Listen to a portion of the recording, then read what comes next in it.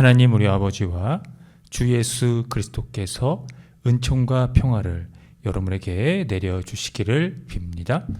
예수께서 하나님의 구원 사역의 첫 시작을 회개하라 천국이 가까웠느니라 라는 선포에서 시작을 하셨습니다. 오늘 마태복음 설교 본문은 이 선포를 시작하신 배경에 대해 소개하고 있습니다. 그 내용은 다음과 같습니다. 예수께서 요한이 잡혔다고 하는 말을 들으시고 갈릴리로 돌아가셨습니다. 그리고 그는 나사렛을 떠나 스불론과 납달리 지역 바닷가에 있는 가버나움으로 가서 사셨습니다. 그 이유는 예언자 이사야를 시켜서 하신 말씀을 이루시려는 것이었습니다.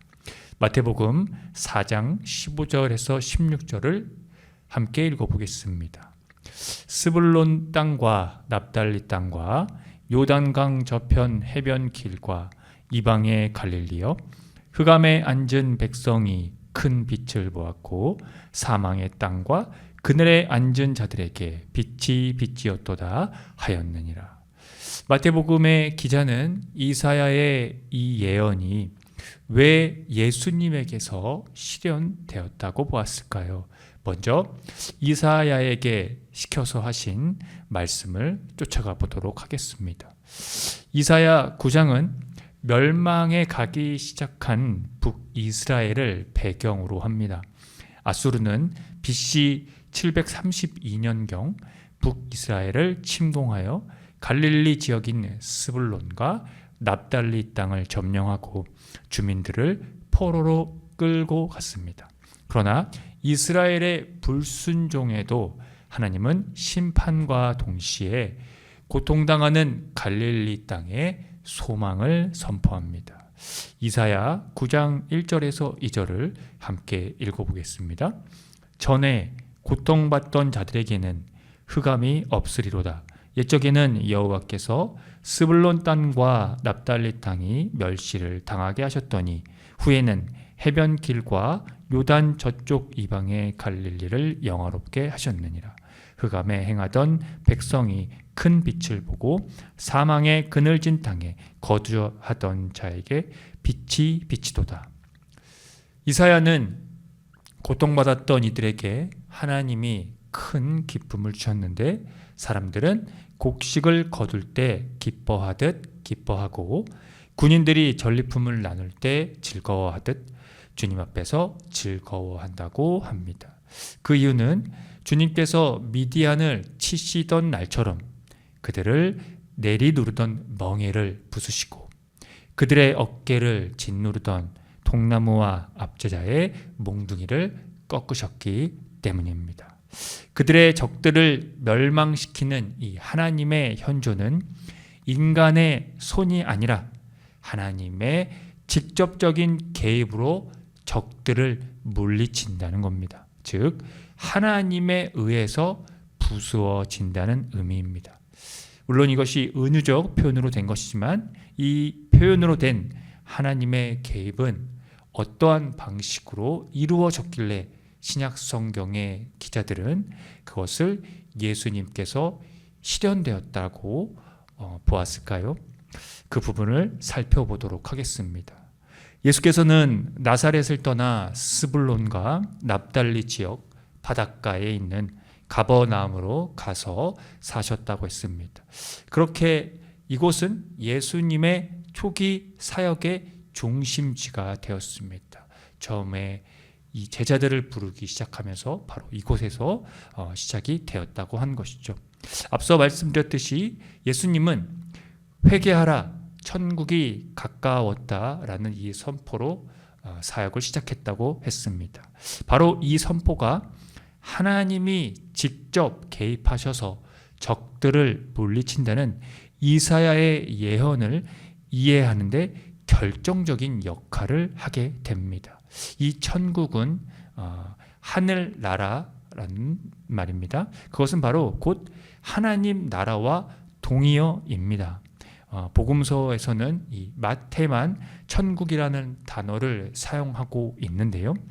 유대인들은 하나님에 대한 이 경외심과 존경심 때문에 하나님이라는 표현 대신에 하늘이라는 표현을 일반적으로 사용했습니다. 직접적으로 하나님이라는 이 이름을 부르지 못했던 것이죠.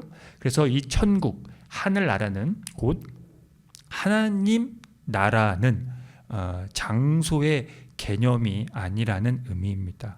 그리고 여기에서 이 하나님 나라, 하늘나라라고 하는 이 나라는 통치, 이 다스림의 개념을 의미했습니다. 주 1세기 유대인들이 하나님 나라를 이 혁명의 의미로 이해한 까닭이기도 합니다. 당시 로마는 예수님이 태어나기 60년 전부터 그 땅을 정복했습니다. 로마는 유대 왕들을 꼭두각시 군주로 세워서 지저분한 일들을 대신 처리하게 했습니다. 따라서 유대인들은 그들을 모두를 싫어했고 늘 반란의 기회를 엿보았습니다. 더군다나 그들은 자신들이 하나님의 이 특별한 백성으로 로마의 통치를 받는 것이 하나님의 뜻일 수 없다고 생각했습니다. 그것이 그들의 정체성이자 그들이 믿었던 것이었습니다. 오직 하나님만이 왕이 되셔야 한다고 믿었습니다. 따라서 바로 이 하나님 나라, 그 통치와 이 다스림을 그들은 갈망했습니다. 그것을 위해 기도했고 열심히 일했으며 그것을 위해서라면 죽을 각오도 되어 있었습니다. 그런데 예수께서 그들이 그렇게 대망했던 하나님 나라, 그 통치와 다스림이, 그 주권적 이 통치가 가까이 왔다라고 선포하신 겁니다. 하지만 하나님 나라를 위해서 그들의 행실을, 유대인들의 행실을 바로 잡아야 했습니다. 바로 잡는 행위를 일컫는 오래되고 이 적절한 말이 바로 회개였습니다. 그래서 예수께서는 회개하라, 하나님 나라가 가까이 왔다라고 말씀하신 거죠. 그래서 이 회개는요, 이 말의 뜻은 방향을 바꾸다 또는 돌아서서 다른 길로 가다, 그리고 하던 일을 멈추고 그 반대의 일을 하다라는 의미입니다. 예수께서 가까이 온 이 하나님 나라를 위해 이렇게 회개의 단어를 쓴 이유는 당시 유대인들은 일반적인 종류의 혁명에만 정신을 쏟았기 때문입니다. 그들은 싸움에만 열중했습니다. 지배 세력에 대한 군사적 저항과 그 결과로 쟁취할 권력만을 생각했던 겁니다. 어둠으로 어둠을 맞섰던 것이죠. 그러나 예수께서는 이 세상에 하나님의 빛을 가져오라는 부름을 받으셨습니다. 싸우고 죽이는 것을 종식시키기 위해 싸우고 죽이는 그 혁명을 무의미하게 만드셨습니다. 따라서 회개에 대한 예수님의 메시지는 개인적인 이 죄를 반성하라는 것이 아니라 하나의 민족으로서 그들이 폭력적인 혁명이라는 낭떠러지로 내달리는 것을 그만두고 그 반대 방향으로, 즉 빛과 평화와 치유와 용서의 하나님 나라를 향해 가라고 회개하고 하나님 나라가 가까이 왔다고 말씀하신 것이죠. 바로 자신들을 위해, 그리고 이 세상을 위해서 말입니다. 전국이 가까이 왔다는 의미가 바로 거기에 있었던 것입니다. 그런 의미에서 예수님은 이 천국 하나님 나라 복음을 선포하며 백성 가운데서 모든 질병과 아픔을 고쳐 주셨습니다. 사도 바울은 이 하나님 나라의 복음을 정확히 간파했습니다. 고린도 교회 신도들에게 분쟁이 있었는데요. 그들이 저마다 말하기를 나는 바울 편이다, 나는 아볼로 편이다, 나는 게바 베드로 편이다, 나는 그리스도 편이다 한다는 것이 바로 그것이었습니다. 지도자 중심의 이 파벌 문제가 교회 안에 발생했던 겁니다. 세례를 베푼 사람을 자랑을 하고 그를 추종하는 것을 그들의 신앙에 매우 중요하게 여기면서 복음의 본질인 예수 그리스도의 십자가와 부활이 희미해진 것입니다. 그래서 바울이 그들에게 말합니다. 고린도전서 1장 17절을 함께 읽어보겠습니다. 그리스도께서 나를 보내심은 세례를 베풀게 하려 하심이 아니요 오직 복음을 전하게 하려 하심이로되 말의 지혜로 하지 아니함은 그리스도의 십자가가 헛되지 않게 하려 함이라. 십자가는 고대에서 가장 잔혹한 형벌입니다. 로마에서 반란군, 노예, 강력범을 처형할 때 사용한 가장 고통스럽고 치욕적인 처형 방식이었습니다. 그런데 말입니다.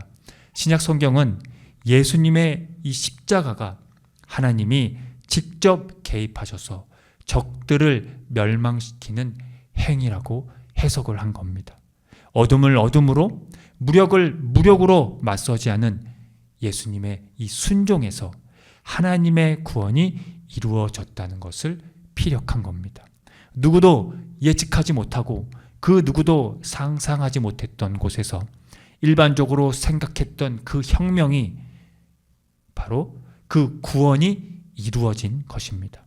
하지만 인간은 십자가는 어리석고 미련한 것으로 여깁니다. 그래서 끝없는 탐욕과 자기의 의에 빠질 수밖에 없습니다.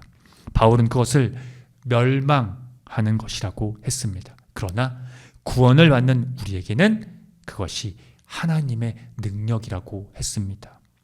십자가의 말씀이 하나님의 능력이라는 이 충격적인 역설이 여러분에게 오늘 어떻게 다가오십니까? 감동으로 느껴지시나요? 십자가의 하나님 나라가 예수 그리스도를 통해 우리에게 가까이 왔습니다. 주님은 그 나라로 우리를 부르셨습니다.